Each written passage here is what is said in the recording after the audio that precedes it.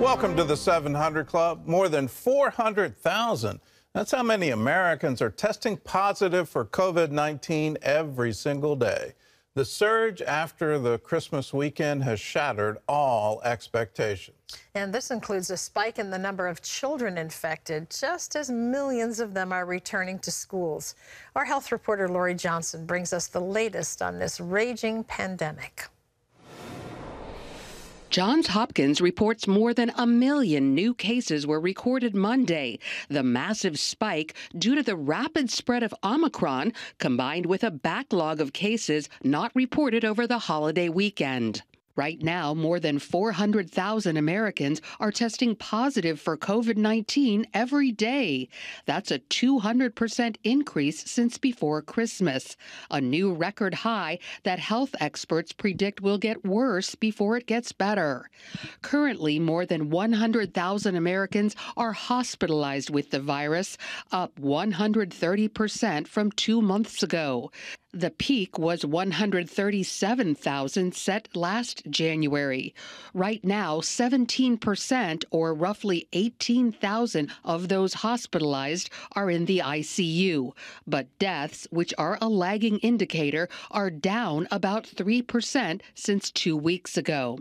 However, there is a new trend. Children's hospitalizations up 66% over the week before. 378 admitted last week, which the CDC says is a new pandemic record. One of those youngsters, Sarah Barlow's 2-year-old daughter. The high fevers came in waves. It can get bad. It's not just a simple cold for everybody. The FDA authorized booster shots for 12 to 15-year-olds, just as most kids head back to the classroom despite the surge in cases. There's a lot schools can do to keep infection numbers lower, improve ventilation, have kids and adults masking, vaccinate everybody who's eligible. Some school districts like Atlanta, Milwaukee, and Newark going back to distance learning, hopefully just this week. Superintendents today are getting phone calls learning that some of their schools may have 5 to 10% of their staff not available due to COVID-19. This Friday, the United States Supreme Court will hold a special hearing to consider the legality of 2 Biden administration vaccine mandates, one for certain healthcare workers and the other directed at businesses with 100 or more employees. That would affect 84 million workers, Gordon. Tell us about the Supreme Court case. What's the issue with the vaccine mandates? Well, it's important for our viewers to understand, because a lot of people are worried about this. A couple of things. Number one or both of these mandates could be struck down and they could be blocked. A lot of legal experts are expecting that. But if they are upheld, it's important to understand that the workers who work for these larger companies, they do not have to get a vaccine if they don't want one, because there is a testing option. A lot of people don't realize that. If you work for one of these companies and the mandate is upheld, all you have to do is tell your employer, I don't want a vaccine, and I will submit to the weekly tests. Now, granted, that's a little bit onerous. It's a little bit of a pain. It's annoying, and it could even be expensive for people to do these tests every week. And they also have to mask at work, but they don't have to get a vaccine if they don't want to. Now, the other mandate for the certain healthcare workers, these are people who work for healthcare agencies that are funded by Medicare and Medicaid. So that's tens of thousands of people, 80,000 people roughly work for these places like nursing homes, and there is no testing option. There's no testing option. So these people have to get a vaccine unless they have a religious or medical exemption.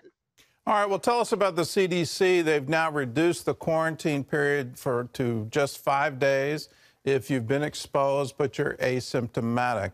Are they getting any pushback on that change?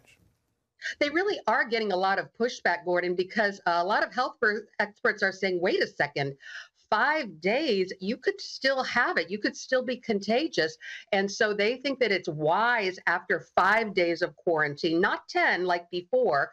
That was a bit much. But after 5 days of quarantine, you should at the very least have a negative test. And so it's very likely that the CDC will revise its guidance this week and say that people do need to test after that 5 days. They have to have a negative test before they can re-enter society, go back to work and whatnot. The only problem is, of course, those tests are very hard to find. I don't know if you've tried to find one. I have. I've scoured all the drugstores in this area, not one home test to be found. And the lines for the PCR tests, those are often hours long. Well, Catherine got us stocked up right before Christmas, so we're good to go for a couple of months. And it's great when you get the negative result back. It really does help your mental state. Let's talk about the differences in the various variations where you have Omicron that's supposedly less deadly than Delta. So what's the breakdown of the current caseload, Delta versus Omicron? Well, nationwide, the CDC said 5 days ago that Omicron made up 58% of the cases and Delta made up 42%. That was different from what they originally said. Earlier, they said 72% of the cases were Omicron. Then they revised that and got more data. So we're still dealing, and that's nationwide. So in certain areas, it could vary. So we're still dealing with the 60-40, maybe 50-50 split. And as you pointed out, Gordon, the Delta variant is much more virulent. We're seeing much more severe cases in people who have Delta. All right. Is there any hope here? I mean, it looks like we're going from variant to variant. Do you see any light at the end of the tunnel? You know, assuming people get vaccinated, get the boosters, get whatever they need. Are we going to see an end to COVID? Are we going to see herd immunity? What's your prediction? Well, a lot of health experts didn't even predict Omicron. Some of them were saying Delta was going to be the last wave and then it would be pretty much an endemic. Most health experts are saying that coronavirus is not going to go away ever. It's probably going to be endemic, sort of like the flu, where we get a shot every year. And some cases in people who are high risk could be deadly. But for other people who, especially those who have been vaccinated or have some level of immunity, it's not going to be as virulent. So that's what a lot of the health experts are saying. But, you know, they've been wrong before. A lot of people thought, you know, at the beginning of this summer, it was gone for good when we saw the cases and the deaths go way down. And then it came roaring back, as you know. All right. I guess I should encourage China to stop investigating bat viruses. It might be good for all of us to leave them in the cave. Lori, thanks for the report and thanks for the update. In other news, a federal court has interceded on behalf of military members seeking religious exemptions from the Pentagon's vaccine mandate. Ephraim Graham has more on that story from our CBN newsroom. Ephraim? Gordon, the U.S. District Court in northern Texas granted an injunction to keep the Pentagon from punishing 35 Navy sailors who refused to take the vaccine because of their religious objections. The group includes Navy SEALs and members of the Navy Special Warfare Command who cited, quote, sincerely held religious beliefs based on their Christian faith. The judge wrote, while we asked the military to serve and sacrifice, quote, we do not ask them to lay aside their citizenry and give up the very rights they have sworn to protect. Thousands of military members have sought religious exemptions to the Pentagon's vaccine mandate, but so far, none have been granted. A winter snowstorm shut down the nation's capital and brought chaos to travelers. In Northern Virginia, hundreds of drivers were stranded overnight on Interstate 95, some for as long as 15 hours. Virginia alone saw more than 500 crashes on the roads. At D.C.'s 3 major airports, half of all flights were delayed or canceled, and more than 3,000 flights were grounded nationwide. Across the country, nearly 1 million homes and businesses were left without power. Temperatures now plunging as much as 15 to 20 degrees below average in some areas. 2 more rounds of snow could be on the way later this week. Turning now to the Philippines, CBN's Operation Blessing team spent Christmas serving victims of Typhoon Ray. As Lucille Talusan reports, they went to remote islands bringing cheer, hope, and God's love to thousands of homeless typhoon survivors. The power of the catastrophic Category 5 Cyclone Rai is seen in this actual cell phone video. These residents used a piece of plywood as a shield against flying iron sheets and other debris. Although they fled to an evacuation center for safety, strong winds and rain tore the roof off the building, exposing them to more danger. They believe that the faith and prayers of the children saved them. I told them, "Don't cry. Papa Jesus will save us. Just relax. Papa Jesus will stop the storm." No casualties were reported in their village, but this is what is left of the coastal community. These villagers are now in urgent need of food and clean water. Grace Kapangpangan is due to give birth any time. She is distressed over the tragedy they now face. All the houses in their village were wiped out. We don't have a house, and we don't know where to start, where to get the money to buy food. All our rice got wet, and all our belongings blown away by the strong winds. Operation Blessing immediately coordinated with the Philippine Armed Forces, local government units, and church partners. OB was the first non-government organization to help most of the communities of Siargao and the Dinagat Islands, right on Christmas Day. Without your help, we will not have anything to eat today. Thank you so much to all of you who extended assistance to us. Thank you so much. Also, on the island of Leyte in central Philippines, tens of thousands were left homeless by Typhoon Rai. Many of them, like Jennifer Danhao and her family, now live in makeshift tents along the road. Jennifer shared her Christmas wish with CBN News. I just want for my family to be more comfortable, especially during the cold nights.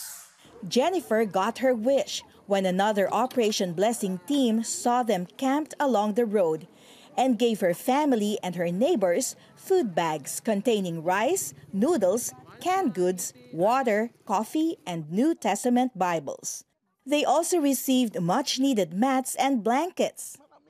I am so happy because you gave us a mat, and the blanket will keep us warm. We can use them for the rest of our lives. And we have food for Christmas that will last until the new year. Thank you so much.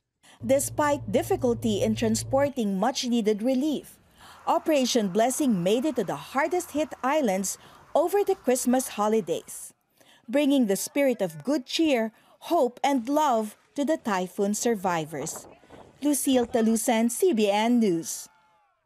And we can all be the hands and feet of Papa Jesus by helping Operation Blessing. Gordon? Yes, and if you're a member of the 700 Club, you're part of those hands and feet. You're part of that relief effort. If you're not a member, I invite you to join with us. If you want to give specifically to disaster relief, whether in the Philippines or the aftermath of those horrible tornadoes in Kentucky, Tennessee, other places in our country, we're there. We want to be the hands and feet extended in love and compassion to those who are suffering in the middle of a disaster. So if you want to contribute, you can write to us, CBN Center, Virginia Beach, Virginia, 23463. You can text, we have a text to give now, OBDR, so that's Operation Blessing Disaster Relief, OBDR to 71777. Or you can go to cbn.com. There's a place where you can designate your gift to Operation Blessing Disaster Relief. Either way, do it now. Be part of the solution. I love to say, when disasters strike, we want to strike back, and we want to strike back with love and compassion to let people know that we care, that we love them, God loves them. We want to see them through. You can be part of it. 1-800-700-7000.